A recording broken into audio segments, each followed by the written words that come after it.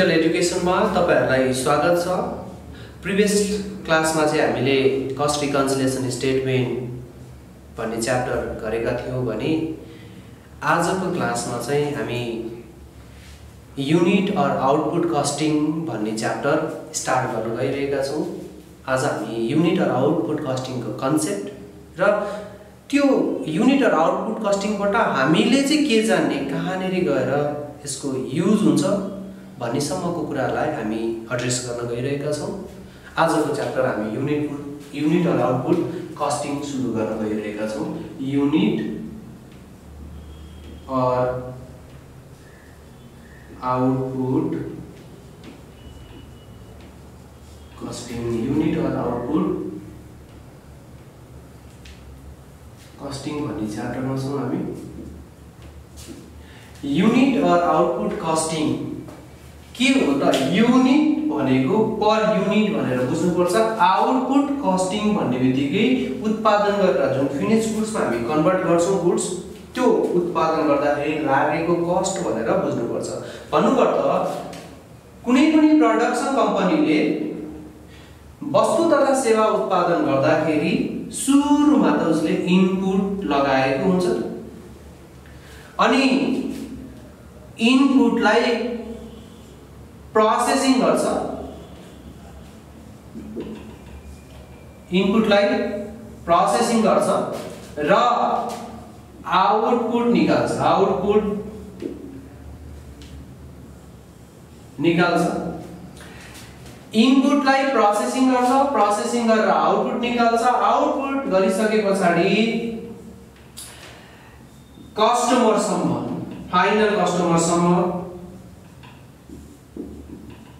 Final कस्टमरसम्म पुर्याउनको लागि यो पोइन्टदेखि कुनै यो भन्दा अगाडिको पोइन्ट पनि हुन्छ, जस्तै मटेरियल लिएर आउनको लागि लाग्ने चार्जहरु, हामी क्यारेज भन्छौं, पर्चेज भन्छौं, ब्ला यी खर्चहरु आउँछन्।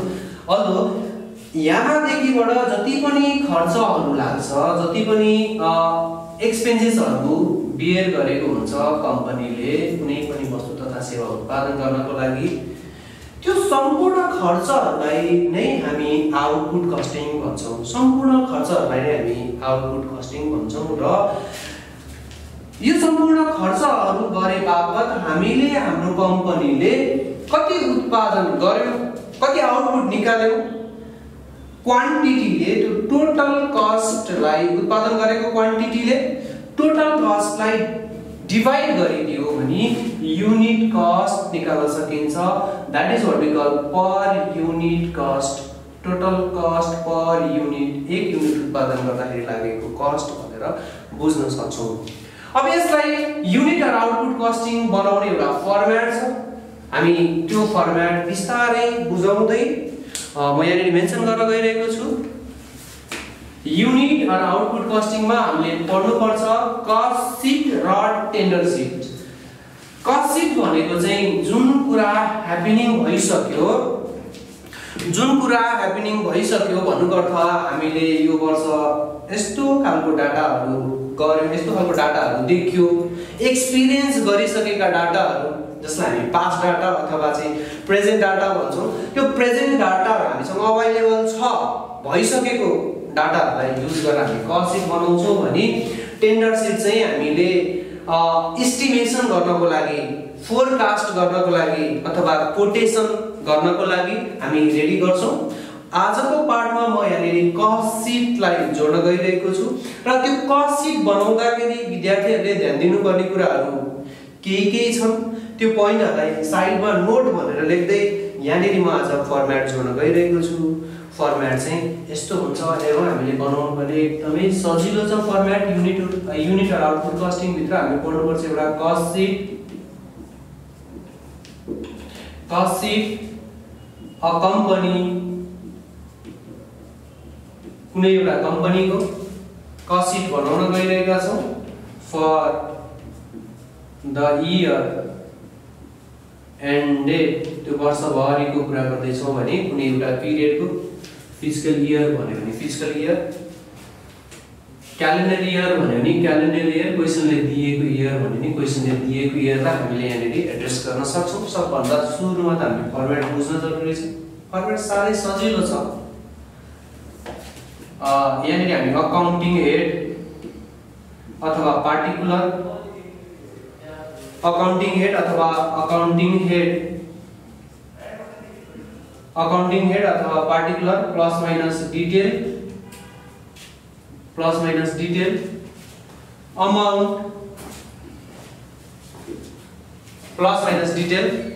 अमाउन्ट हामीले जोड्न सक्छौं। र सबैभन्दा सुरुमा हामी जब कस्ट सिट बनाउँदै छौं त्यहाँनेरि हामीले सुरुवात गर्ने भनेकै ओपनिङ स्टक अफ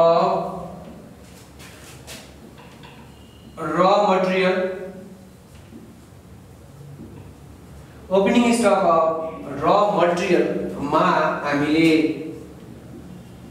यो मटेरियल लिएर आउँदाखेरि लाग्ने चार्जहरु जे जति छन् सबैलाई जोड्ने। Opening stock of raw material मा परचेज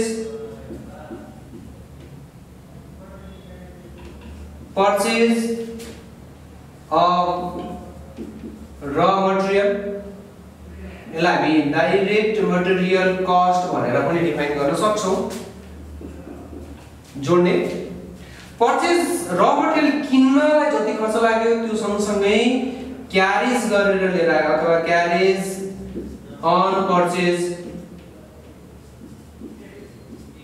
और परचेज एक्सपेन्सेस पनि भन्न सकिन्छ यसलाई। परचेज एक्सपेन्सेस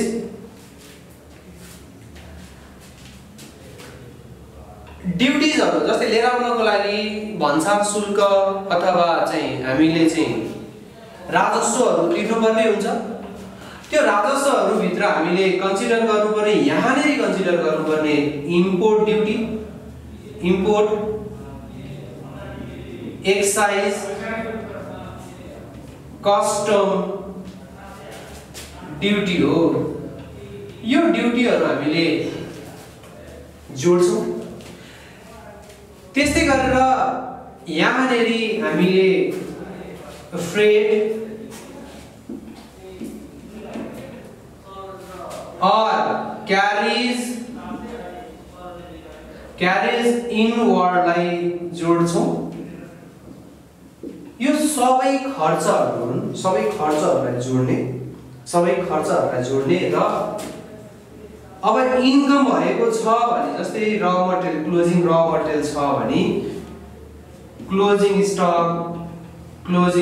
स्टक अफ र मटेरियललाई चाहिँ हामीले डिडक्ट गरिदिने अथवा scrap sold of raw material भनेर दियो भने, स्क्रैप मात्रै भन्यो भने यहाँ राख्नु हैन, तर scrap sold of raw material भन्यो भने चाहिँ हामीले लिएर आएर घटाइदिनु पर्छ। अकाउन्टिङमा घटाउने भन्नुपर्दा ब्रैकेट बन्द गरिदिने हो। ब्रैकेट बन्द गरिसकेपछि यो डिडक्सन हो, लेस हो भनेर बुझ्न सकिन्छ र एड लेस गरेर जति आउँछ त्यसलाई हामी भन्छौं ए मा cost of raw material consumed. Raw material used गर्दाखेरि जति खर्च लाग्यो त्यो चाहिँ हामीले opening stock of raw material, purchase of raw material, carriage on purchase, import excise, custom duty, freight और क्यारेज इनवर्ड सबै खर्चहरुलाई जोडेर क्लोजिङ स्टक इन्कमलाई घटाइदियौ भने चाहिँ हामीले cost of raw material consume निकाल्न सक्ने रहेछौं। यसरी आएको cost of raw material कन्ज्युममा direct labour cost अथवा यसलाई प्रोडक्टिभिटी वेजेस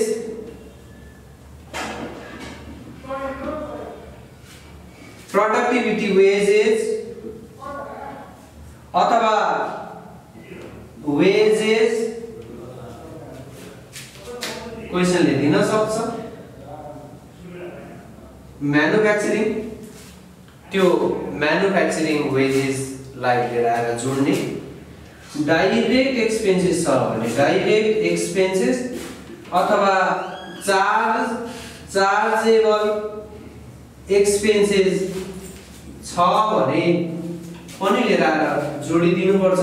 जोडिदिसकेपछि अघिको cost of raw material consume plus यो सम अफ अमाउन्ट एड गरेर जति आउँछ त्यसलाई हामी प्राइम कस्ट भन्छौँ।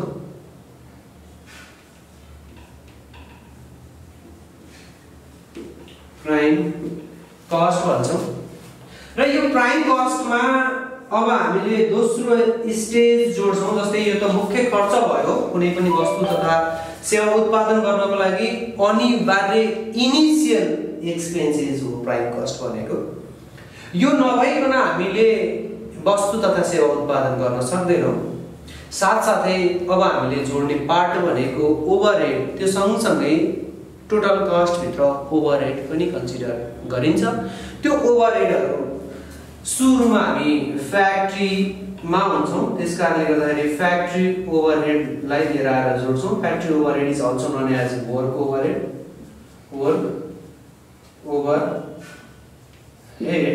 त्यो फ्याक्ट्री ओभरहेडलाई लिएर आएर यहाँनिर जोडिदिन्छौँ।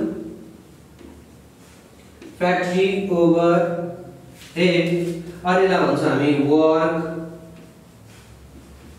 Overhead. Factory overhead or work overhead, यसलाई म्यानुफ्याक्चरिङ ओभरहेड, प्रोडक्सन ओभरहेड पनि भनिन्छ।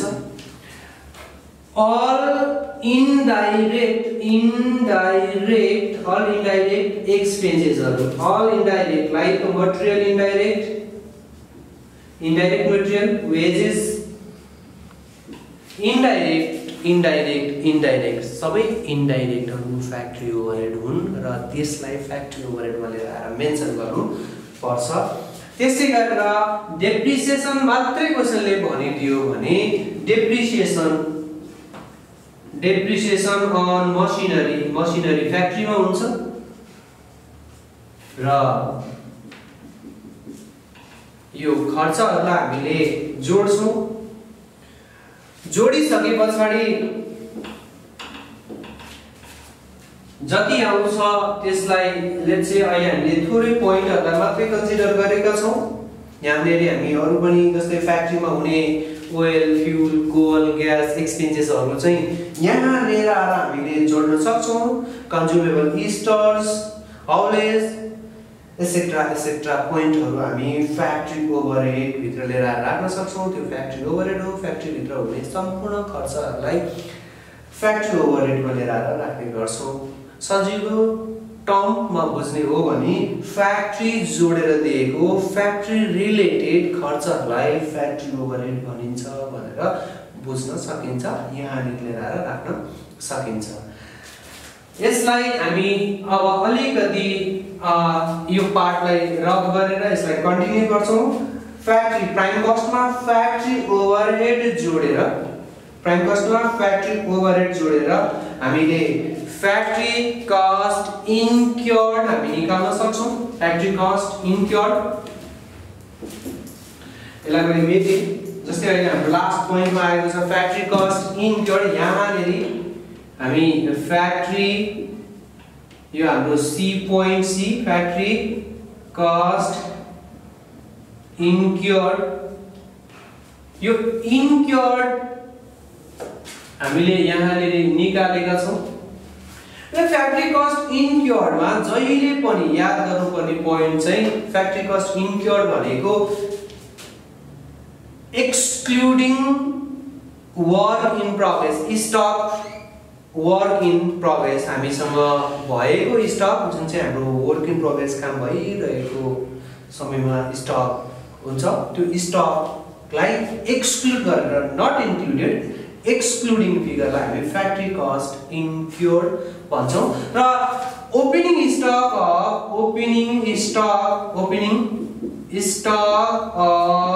Work in progress WIP work in progress लाई हामीले एड गर्छौं भने लेस गरिदिन्छौं। Closing stock of WIP P work in प्रोग्रेसलाई हामी लेस गरिदिन्छौँ। यदि क्वेशनले स्क्रैप सोल्ड मात्रै भन्यो, स्क्रैप सोल्ड अफ मसिनरी भन्यो अथवा स्क्रैप मात्रै भनेर दियो भने त्यसलाई पनि लिएर आएर हामीले यही फ्याक्ट्री कस्ट इन्क्योर्डमा लिएर आएर घटाउनु पर्छ। सम्झिने, यदि क्वेशनले स्क्रैप सोल्ड मात्रै भन्यो भने र मटेरियलको स्क्रैप भनेको होइन, त्यो भनेको फ्याक्ट्री स्क्रैप भनेको हो। त्यसकारणले गर्दाखेरि स्क्रैप सोल्डलाई लिएर आएर यहाँनेर डिडक्सन गरिदिने र यो एडजस्ट गर्दाखेरि प्लस पनि आउन सक्छ माइनस पनि आउन सक्छ। यदि माइनस आयो भने माइनस राखिदिने, प्लस आयो भने प्लस राखिदिने, प्लस माइनस इफेक्ट देखाउने एडिसन गरेर जति आउँछ त्यसलाई हामी डी मा भन्छौँ फ्याक्ट्री कस्ट। फ्याक्ट्री कस्ट अथवा यसलाई अर्को भाषामा भनिन्छ वर्क कस्ट पनि। वर्क कस्ट भन्नु, म्यानुफ्याक्चरिङ कस्ट भन्नु, प्रोडक्सन कस्ट भन्नु र फ्याक्ट्री कस्ट भन्नु एउटै कुरा हो। त्यसकारणले गर्दाखेरि अब फ्याक्ट्री कस्टमा हामीले जोड्नु पर्छ, फ्याक्ट्री कस्टमा जोड्नु पर्छ हामीले office and administrative overhead, office and administrative overhead जोडिदिनु पर्छ। जस्तै अफिसमा हुने सम्पूर्ण खर्चहरू, अफिस एन्ड एडमिनिस्ट्रेटिभ ओभरहेड हो। अफिसमा हुने सम्पूर्ण खर्चलाई हामी अफिस एन्ड एडमिनिस्ट्रेटिभ ओभरहेड भन्छौँ भने अफिसमा लिगल एक्सपेन्सेसहरू, legal charge, audit fees, other expenses, let's say यसलाई भन्छौँ हामी जेनरल एक्सपेन्सेस, जति पनि अफिसियल एक्सपेन्सेस हुन्छ अफिसबाट हुने खर्चहरू त्यसलाई हामी अफिस एक्सपेन्सेस भन्छौँ। र यो अफिस एक्सपेन्सेसलाई फ्याक्ट्री कस्टमा लगेर हामीले एडिसन गरिदियौँ भने, जोडिदियौँ भने आएको फिगरलाई हामी भन्छौँ cost of production. Cost of production वस्तु तथा सेवा उत्पादन गर्दाखेरि लागेको खर्च भनेको इनसाइड द कम्पनी। यो इनसाइड द कम्पनी जति पनि खर्चहरू बियर गरिन्छ, जति पनि खर्च लाग्यो लिएर आएर र मटेरियल सप्लायर्सबाट लिएर आइसके पछाडि इनसाइड द फ्याक्ट्री जति पनि खर्चहरू बियर हुन्छ, उत्पादन गर्दाखेरि लागेको खर्च चाहिँ कस्ट अफ प्रोडक्सन। अब कस्ट अफ प्रोडक्सनमा हामीले जोड्नु पर्छ, एड गरिदिनु पर्छ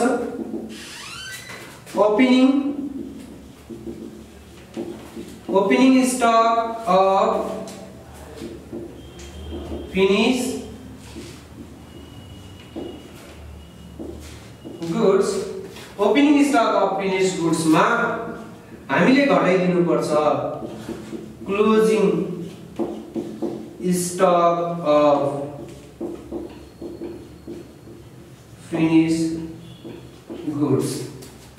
opening stock of finish goods र क्लोजिङ स्टक घटाएर एडजस्ट गर्दाखेरि कहिलेकाहीँ यहाँ प्लस पनि आउन सक्छ माइनस पनि आउन सक्छ। यो एडिसन गर्दाखेरि प्लसमा आयो भने प्लस गरिदिने, माइनसमा आयो भने माइनस गरिदिने र यसलाई भन्छौँ हामी cost of goods sold. Cost of goods sold आइसके पछाडि हामीले सेलिङ एन्ड डिस्ट्रिब्युसनको पार्टलाई जोड्नु पर्छ। मैले अलिकति माथिको पार्टलाई रब गरे, सेलिङ एन्ड डिस्ट्रिब्युसनलाई हामी जोड्छौँ। Selling and distribution cost of goods सोल्डमा एड गरिदिने। यहाँबाट यो यहाँ गएको कस्ट अफ गुड्स सोल्डमा सेलिङ एन्ड डिस्ट्रिब्युसन ओभरहेड हामी जोड्छौँ। सेलिङ एन्ड डिस्ट्रिब्युसन भन्ने बित्तिकै हामीले कुनै पनि वस्तु तथा सेवा उत्पादन गरिसके पछाडि फाइनल कन्जम्पसनको लागि कस्टमरसम्म पुर्याउने च्यानलिङ सँगसँगै त्यसको चाहिँ एडभर्टिजमेन्ट, त्यो सँगसँगै हामीले चाहिँ त्यसको डिस्ट्रिब्युसनको माध्यमहरू कस्टमा जे जति खर्चहरू गर्छौं ती सम्पूर्ण खर्चहरूलाई हामी सेलिङ एन्ड डिस्ट्रिब्युसन ओभरहेडमा लिएर आएर कन्सिडर गर्छौं। जस्तै वस्तु उत्पादन गरेर मात्रै हुँदैन, उत्पादन गरेको छु भनेर जानकारी पनि दिनु पर्यो। त्यो जानकारी दिनको लागि एडभर्टाइजमेन्ट अरेला प्रमोसन पनि भन्छ, प्रमोसन चार्ज अथवा एक्सपेन्सेस। त्यस्तै गरेर यहाँनिर हामीले उत्पादन मात्रै गरेर हुँदैन, उत्पादन गरेको सामान फाइनल कस्टमरसम्म पुर्याउनु पर्यो, जसलाई हामी क्यारेज आउटवर्ड भन्छौं।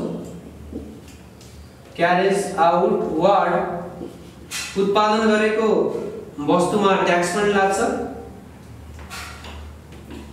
र हामीले बाहिर पठायौं भने एक्सपोर्ट ड्युटी, जसलाई हामी भन्छौं बाहिर पठाउँदाखेरि लाग्ने चार्जलाई हामी एक्सपोर्ट ड्युटी भन्छौं। अनि डेलिभरी गर्ने चार्ज, डेलिभरी चार्ज लाई हामी सेलिङ एन्ड डिस्ट्रिब्युसन लिएर राख्छौं भने यदि सेलिङ एन्ड डिस्ट्रिब्युसन एक्सपेन्सेस चाहिँ पर युनिटमा दियो भने, selling and distribution expenses per युनिटमा दियो भने, सेलिङ एक्सपेन्सेस पर युनिटमा दियो भने per unit cost per unit into sales unit गरेर निकाल्नु पर्छ। यदि selling and distribution expenses per युनिटमा दियो भने त्यो चाहिँ हामीले selling and distribution expenses per unit जति छ त्यति इन्टु सेल्स युनिटले मल्टिप्लाई गर्नुपर्छ, जति आउँछ त्यसलाई हामी भन्छौं टोटल सेलिङ ओभरहेड। र कस्ट अफ गुड्स सोल्ड मा लगेर टोटल सेलिङ ओभरहेड जोडिदियो भने टोटल कस्ट आउँछ, टोटल कस्ट। र यो टोटल कस्टमा हामीले प्रॉफिटलाई जोड्छौं, प्रॉफिट डट पर्सेन्टेज अफ, अहिले यहाँ डट भने अब यो पर्सेन्टेज अफ टोटल कस्ट पनि हुन सक्छ, टोटल सेल्स पनि हुन सक्छ। प्रॉफिटलाई जोडिदिएर हामीले यहाँनेरि सेल्स रेभिन्यू कति हुन्छ भनेर थाहा पाउन सक्छौं, सेल्स रेभिन्यू। यसरी हामीले कस्ट सिटको फर्मेट रेडी गर्न सक्छौं। अब त्यो कस्ट सिटको फर्मेट सँगसँगै प्रॉफिट कसरी निकाल्ने र यो प्रॉफिट निकाल्नको लागि हामीले कस्तो खालको टेक्निक युज गर्न सक्छौं भन्ने कुरा म जोड्न गइरहेको छु। यहाँले हामी प्रॉफिट क्याल्कुलेसन गर्न सक्छौं। प्रॉफिट सजिलोसँगले निकाल्न सक्छौं। यो नोट नम्बर 1 मा मैले प्रॉफिट यहाँनेरि जोड्न गए। प्रॉफिट क्याल्कुलेसन यसलाई हामीले यसरी निकाल्न सक्छौं। पर्सेन्टेज प्रॉफिट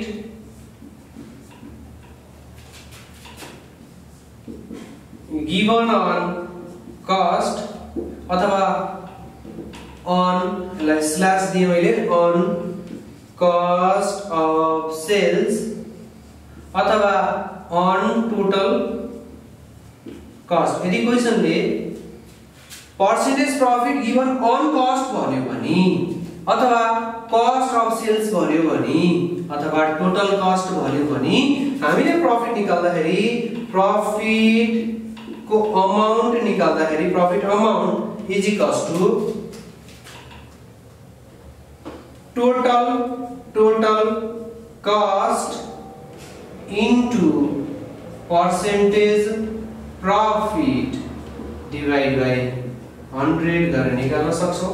त्यो भनेको टोटल कस्ट हामीले हैज ले यहाँनेरि नोटेसन दिन सक्छौं। टोटल कस्ट भनेको हैज हो, यहाँले हैज दिएको छ, त्यही यहाँ जति टोटल कस्ट आउँछ त्यही टोटल कस्ट को कति पर्सेन्ट प्रॉफिट हुन्छ त्यति पर्सेन्ट निकालेर प्रॉफिट अमाउन्ट निकाल्न सक्छौं र अमाउन्ट लिएर राखेर सेल्स अमाउन्ट निकाल्न सकिन्छ।